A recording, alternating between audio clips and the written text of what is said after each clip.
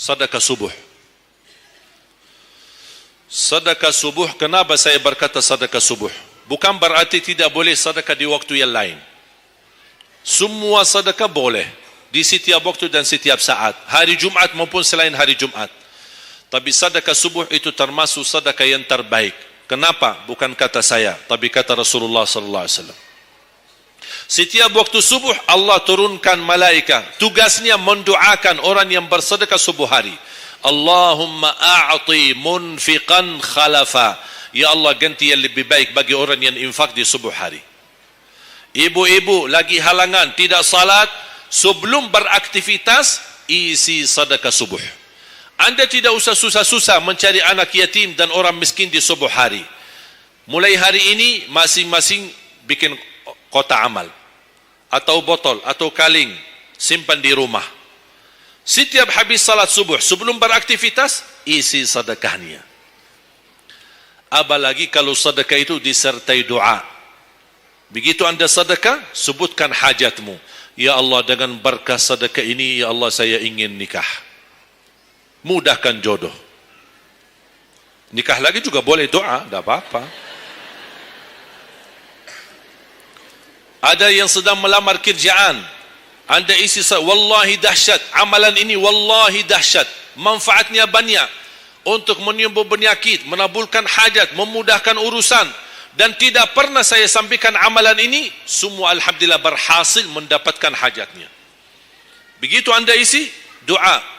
Ya Allah, dengan berkah sedekah ini, mudahkan lamaran kerjaan saya. Ya Allah, dengan berkah sedekah ini, mohon titipkan pahalanya untuk kedua orang tua saya. Kalau ada yang merasa dirinya suka marah, suka emosi, ya Allah, dengan berkah sedekah ini, tenangkan hati dan jiwa saya, agar tidak emosi lagi. Ya Allah, dengan berkah sedekah ini, karuniai kepada aku anak penghafal Al-Quran. Bu, jemaah sekalian, saya berkeluarga 12 bersaudara, timnas. Dan kami memang sudah disusun satu lusin, 12 ini mempersiapkan kalau timnas kita belum mampu membawa juara, insyaAllah kami sekeluarga siap mengganti timnas.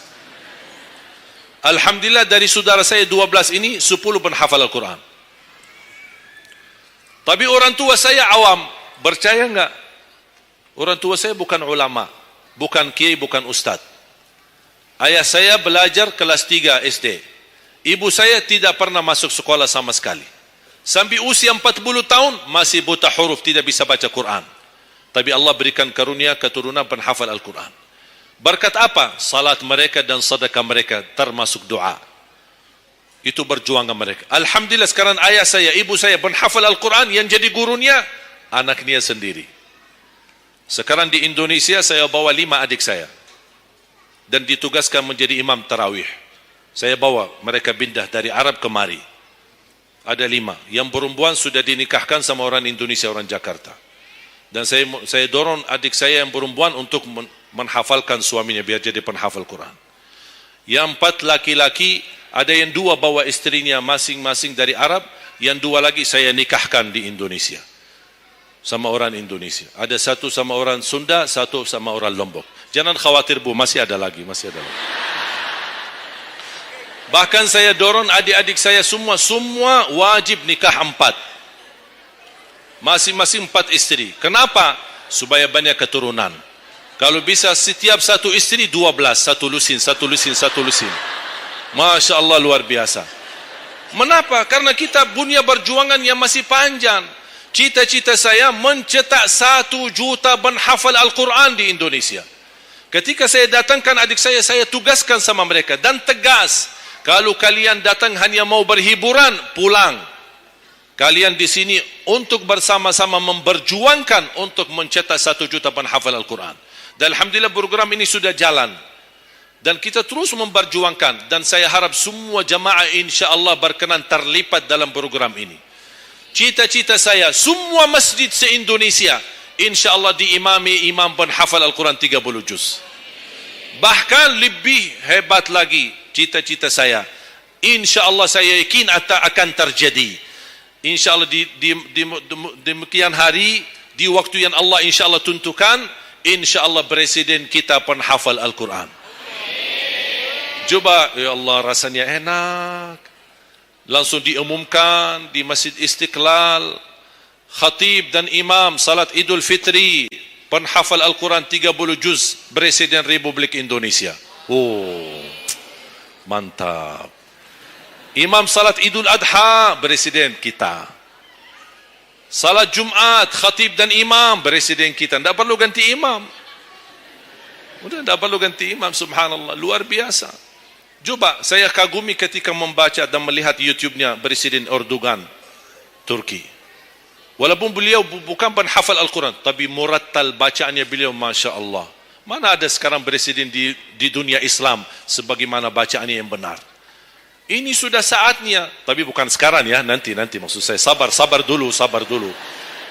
Nanti jadi kacau nanti, semua, sabar dulu. InsyaAllah ada waktunya, InsyaAllah. Mulai dari sekarang kita ayo bersama-sama mempersiapkan untuk kalau anda gagal menjadi penghafal Al-Quran, jangan gagal anakmu, cucumu, generasi yang ini semua.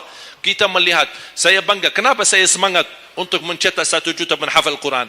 Itu berkatnya acara Hafiz Indonesia. Nonton kan acara Hafiz Indonesia? Nangis ya? Habis tisu kan? Tahu enggak salah satu karunia Allah untuk Indonesia? Ada teman saya berusaha punya TV di Arab. Beliau ingin membuka dan membuat acara Hafiz Indonesia versi Arab, tapi gagal.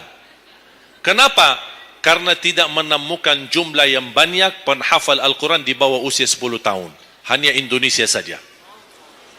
Malaysia kalah, Indonesia saja. Di bawah 10 tahun. Dan sayang sekali memang anda yang nonton acara Hafiz Indonesia, anda nonton acara yang sudah jadi. Tapi anda belum tahu apa yang kami berjuangkan di belakang layar. Sebelum acara Hafiz Indonesia, 4 bulan bekerja keras. Sambil tim turun ke lapangan, ke desa-desa, kampung-kampung, ke pulau-pulau untuk menumbulkan dan mendatangkan, menghadirkan para penghafal Al-Quran.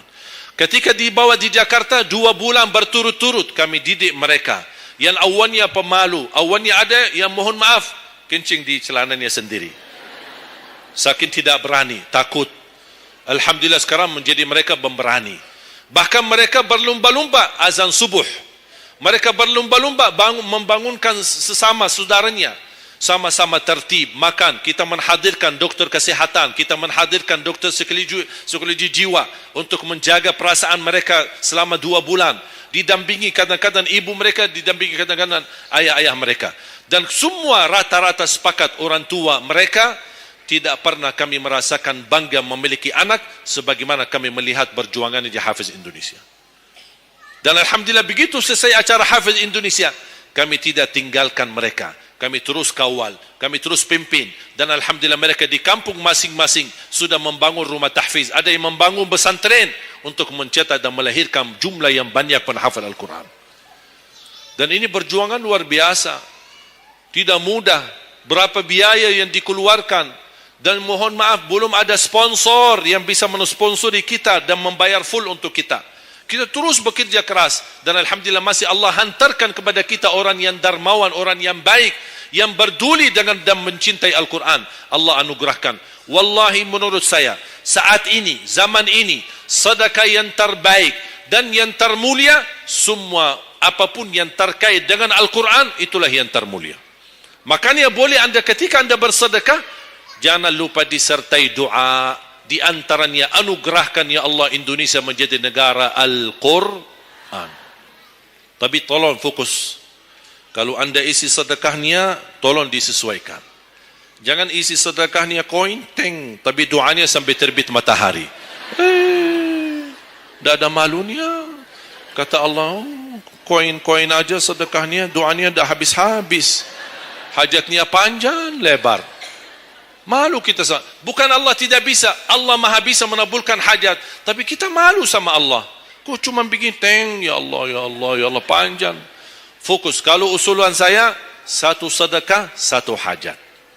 1 sedekah, 1 hajat. Dan insyaAllah akan anda melihat manfaatnya. Mudah-mudahan semua yang hadir insya-Allah menjadi keluarga besar 1 juta penghafal Al-Quran. 1 juta mencetak penghafal Al-Quran.